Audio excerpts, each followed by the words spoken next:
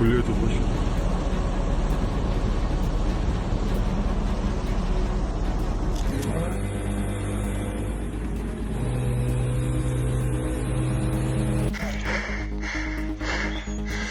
Ой, в каком плачевном состоянии переправа.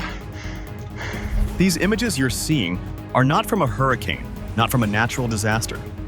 They are the results of a military operation so daring, so calculated, that it may go down as one of the most ingenious tactical maneuvers in modern warfare. At 04:27 hours on October 26, 2025, what began as a calm gray morning along the Belgorod frontier would turn into one of the most humiliating days in modern Russian military history. An entire Russian front, soldiers, tanks, armored vehicles, literally drowned alive. Ukraine didn't just stop the Russian advance. It unleashed nature itself as a weapon. Their tanks became coffins, their trenches, watery graves. Their advance, a complete disaster. For months, Russia relied on a critical supply artery running through the Siverskyi Donets River, feeding its northern advance toward Vovchansk, a key town in Ukraine's Kharkiv Oblast. Across this river ran the bridges and crossing points that kept the Russian war machine alive, transporting thousands of soldiers, heavy armor, fuel, and ammunition. It was the aorta of Russia's northern offensive. Cut that off, and the entire operation would bleed out. Instead of wasting missiles on heavily fortified river crossings, Ukraine's planners saw a bigger picture and aimed miles upstream at the Belgorod Reservoir Dam inside Russian territory. At 2000 hours on October 25th, the Ukrainian command gave the order. Multiple long-range strike drones, believed to be modified Dart-class UAVs, lifted off from secret launch sites in Kharkiv Oblast. Their target? The weak joints in the Belgorod Dam's spillway gates, places where reinforced concrete met aging metal. At 23:21 hours, the first drone hit. Then another, then another. This was no random strike. It was a masterstroke of asymmetric warfare. The pressure difference did the rest. Within minutes, a massive column of water tore through the breach, roaring downriver with the force of a natural disaster. Only this was man-made. Reports suggest Ukraine deployed Dart-type kamikaze UAVs, drones capable of hitting structural weak points with pinpoint accuracy. Within hours, huge gaps tore open in the Belgorod Dam's concrete walls. The water level dropped by more than a meter, and then nature took over. A torrent of water burst through the breaches, roaring downstream into the Siverskyi Donets like a living weapon. Within hours, the river overflowed, swallowing everything in its path. What followed was chaos, not on the Ukrainian side, but deep inside Russian lines. Villages such as Shebekino and Grafovka were flooded first, submerging Russian defensive positions. Then the floodwaters crossed into occupied Kharkiv Oblast, sweeping through the Russian-held towns of Hatishche and Ohirtseve, precisely where Russia had built its logistics bases and supply routes. In one devastating moment, the main supply bridge to Vovchansk was either destroyed or buried under a sea of mud and water. The entire front line was cut off. Thousands of Russian soldiers found themselves trapped, their tanks bogged down, their ammunition depots submerged, their escape routes gone. The once unstoppable northern offensive was now an island of chaos, surrounded by water and mud. Ukraine had turned geography into a battlefield, and nature into a weapon. The rising waters didn't just destroy bridges. They swallowed trenches, drowned armored vehicles, and isolated brigades. According to open-source intelligence, at least 4 major Russian brigades, the 128th, 116th, 68th, and 136th Motorized Infantry Brigades were directly hit by the flooding. Additional elements from the 6th Army and 44th Corps were also cut off.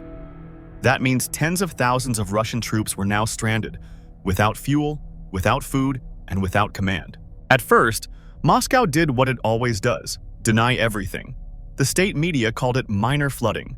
Officials downplayed the event, insisting everything was under control. But then, reality literally overflowed. Belgorod Governor Vyacheslav Gladkov was forced to confirm that the dam had been struck by Ukrainian forces. Within hours, he ordered evacuations from 10 flooded settlements, including Bezlyudovka and Novaya Tavoldjanka. Behind the scenes, panic spread through Russian command structures. Military convoys were stranded. Supply trucks couldn't move. Fuel depots were underwater. Even power substations were hit, leading to blackouts across the region. Winter was coming, and Moscow had just lost control of its own border region. This wasn't the first time a dam changed the course of the war. In June 2023, the destruction of the Kakhovka Dam flooded southern Ukraine, crippling Ukrainian offensives. That time, the world accused Russia of weaponizing water. The lead T-90 crawled forward, hugging the edge of the flooded road. Within minutes, the first tank's tracks sank into the mud. The vehicle groaned, wheels spinning helplessly. Attempts to reverse only dug it in deeper. One by one, the rest of the column halted, engines straining against the sucking earth. Crews fought to free their vehicles, tying cables to trees and makeshift anchors, but the flood had uprooted or weakened everything. Winches and tow lines were useless. The water didn't just immobilize machines, it cut communication. Electrical panels shorted, radios went silent, and orders became static. Coordination broke down. Some tanks tried to maneuver around stuck vehicles, only to wedge themselves into one another. Engines stalled, tracks twisted. A chain reaction of immobilization spread through the column. Visibility worsened. Low fog hung over the river valley, masking the terrain and exposing crews to Ukrainian drones and reconnaissance teams overhead. Each attempt to escape risked precision strikes. A well-timed artillery salvo could pin a stuck tank, while loitering munitions picked off vehicles that tried to break free. Fuel and ammunition became quiet killers. Trucks carrying diesel were stranded. Tanks ran idle, waiting for resupply that would never come. Submersion and mud infiltrated engines and electronics. Every attempt to restart a vehicle threatened to damage its systems beyond repair. Even if one tank freed itself, it couldn't help its neighbors. Human factors added to the chaos. Exhausted crews argued, some wanting to abandon vehicles, others refusing to leave comrades behind. Soldiers waded through chest-high water, clutching what they could from radios and personal gear. Fear and frustration mixed with cold and exhaustion.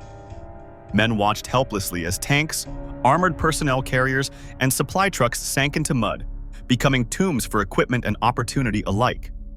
By midday, the flood had reshaped the battlefield. Roads became channels, fields became quagmires, and the once secure supply line turned into a trap. Russian commanders ordered abandonment of vehicles that could not be freed. Crews clambered out, leaving tanks behind. The floodwaters had not only stopped movement but isolated units from artillery support, fuel, and ammunition. Retreat was impossible. Forward progress had become a death trap. Satellites and drones later revealed the devastation. Hulks of tanks half buried in mud, broken bridges, churned fields, and stranded convoys. Tens of thousands of soldiers on the northern front were cut off, facing both Ukrainian forces and an unstoppable natural force. Artillery batteries went silent. Armored vehicles that once dominated the terrain were now immobile. Supply lines vanished underwater. The northern advance toward Vovchansk had become a disaster, with Russian troops trapped between enemy fire and the rising flood. Strategically, Ukraine's move was brilliant. By striking the dam instead of heavily fortified bridges, they weaponized terrain and nature itself, demonstrating how asymmetric warfare could paralyze an entire offensive without large-scale frontal attacks. Russian forces, trained to rely on mobility, mechanized logistics, and armored support, were now immobilized by water and mud. The operation highlighted the vulnerability of relying on a single supply artery and the lethal effectiveness of turning environmental factors into battlefield weapons. By the time the waters receded, the image of the stranded Russian column had become a cautionary tale. Armored vehicles, supply trucks, and artillery pieces lay abandoned, a visual testament to Ukraine's strategic ingenuity. Soldiers who survived recounted hours of helpless struggle against mud, water, and enemy surveillance. The flood had done what artillery could not. It stopped the advance, cut off supplies, and turned the front into a battlefield where nature, guided by strategy, decided the outcome. It's a grim symmetry, proof that Ukraine can now play by Russia's own ruthless rules and win. Military analysts now believe this single operation could change the entire strategic equation of the war. Russian units north of Vovchansk have lost their lifeline. Artillery positions have fallen silent. Fuel, ammunition, and medical supplies can no longer reach frontline troops. Even retreat is nearly impossible. The floodwaters and thick mud make movement deadly slow. Many soldiers are reportedly stranded between Ukrainian forces to the south and the flooded terrain to the north. It's a nightmare scenario, encircled by both enemy fire and nature itself. Looking ahead, Moscow's possible responses are constrained but predictable. Rapid engineering efforts to rebuild or bypass crossings, attempts to establish amphibious or airborne resupply corridors, and emergency repairs to power and transport infrastructure. Each of those options is costly, risky, and time-consuming. And importantly, they expose work crews and convoys to Ukrainian surveillance and follow-up strikes.